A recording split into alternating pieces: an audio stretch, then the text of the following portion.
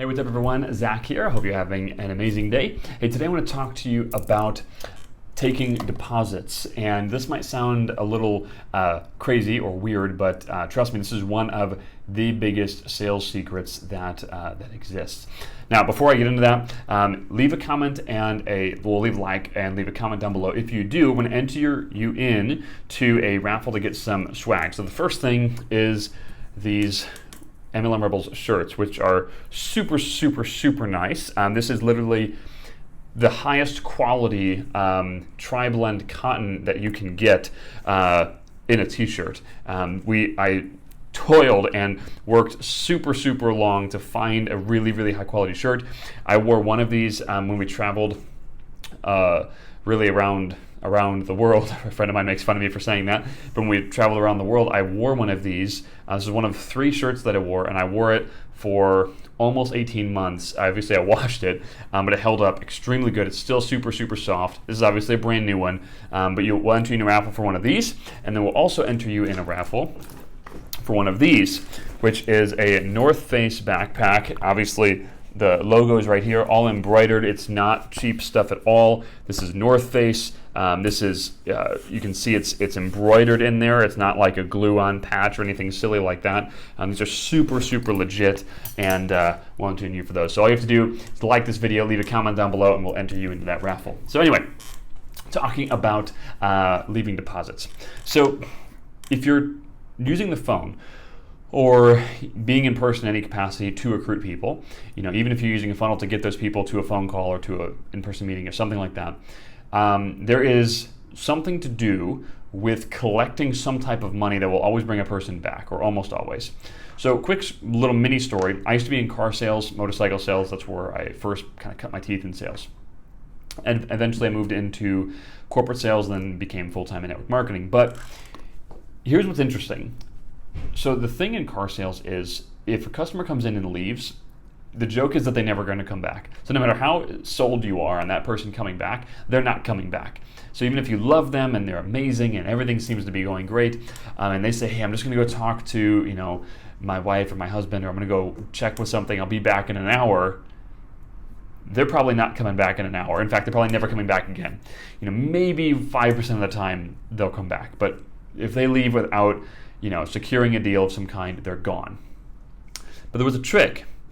And the trick was taking a deposit from them. So you could be talking about a $50,000 car. But if you took literally $100 as a deposit, that person would come back 9 out of 10 times and buy the car. For $100. They're literally leaving $100 down.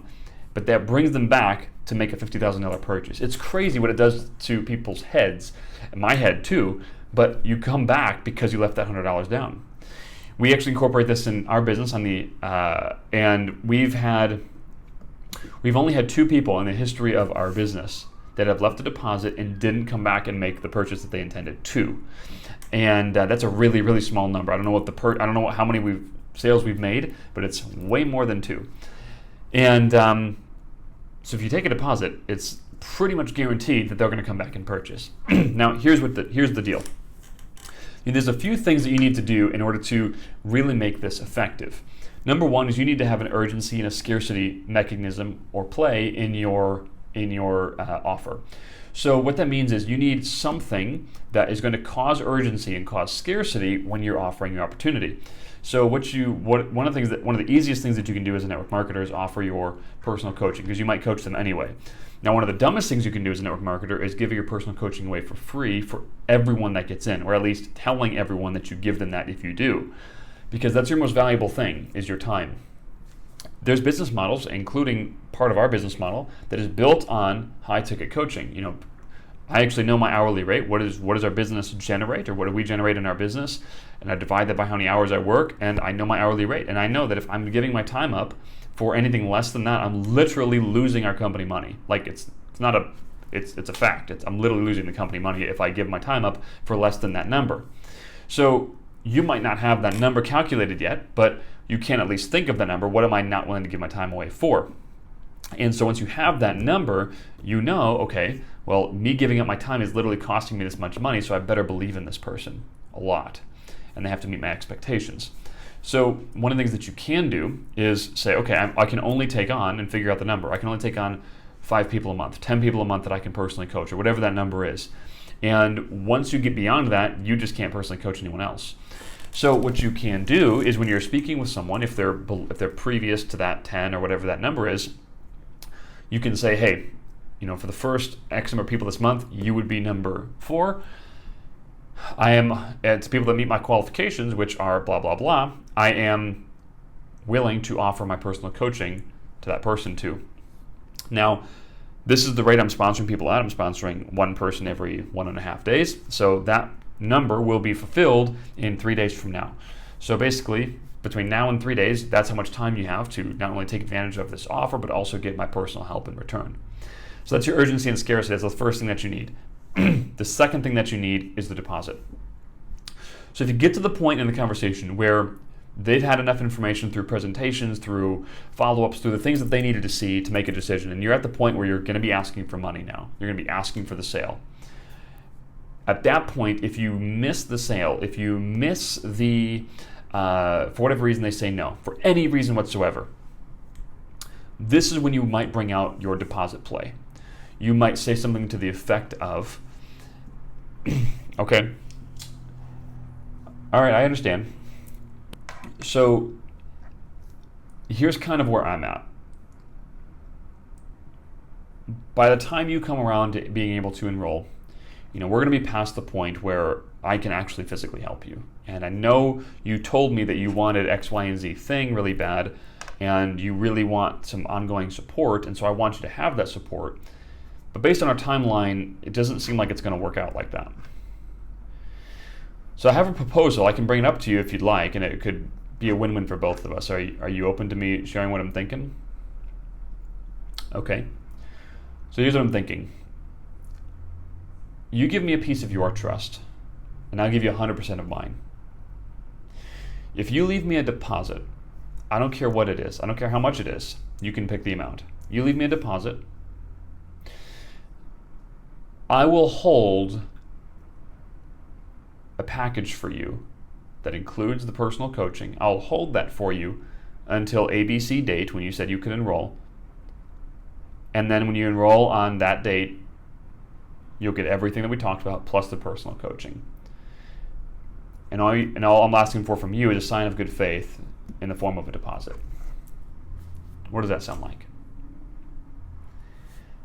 That's the verbiage, or an example of verbiage.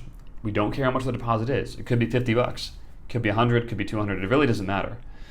They leave us that deposit. It is very, very likely, more than 90% of the time, they're going to come back and finish that enrollment. They're going to make that sale happen. Last little tip I'll give you is this. It's called BAMFAM, B-A-M-F-A-M. Book a meeting from a meeting. Always, always, always, when you're in the follow-up process, unless it's an unqualified prospect, if you're in the follow-up process, always book a meeting from a meeting. So you always know what's coming next, okay? Always. This is a good way to do business in general, by the way. Book a meeting from a meeting. Always know what's happening next so that your expectations are not off. Their expectations are not off. They know when you're following up and what the purpose of that follow-up is. Book a meeting from a meeting. Make sense? All right, guys, if you have any questions on this or you want to comment down below, leave your thoughts down below. I want to know what you learned here. I also want to know if you have any questions about this. Leave a comment down below. If it's a good question, we want to make a video about it, we will. Once again, if you hit the like button and you leave a comment, that will enter you into a raffle. You have to be a subscriber, by the way, to be in that raffle. The first thing is this MLM Rebels t-shirt, which is super sick, and the second one is the North Face backpack with the MLM Rebels logo, fully embroidered. Beautiful, beautiful quality. I literally tossed out my other backpack because these ones are so nice. These are not cheap in any capacity. Both of these are the highest quality material. Reason why is because I know no one's going to wear swag if it sucks. I get some cheap t-shirts from people sometimes, and I don't wear those things. They go to Goodwill. But these ones, you want to keep this. You want to use these. Obviously it's our logo, but I want to use this because it's high quality.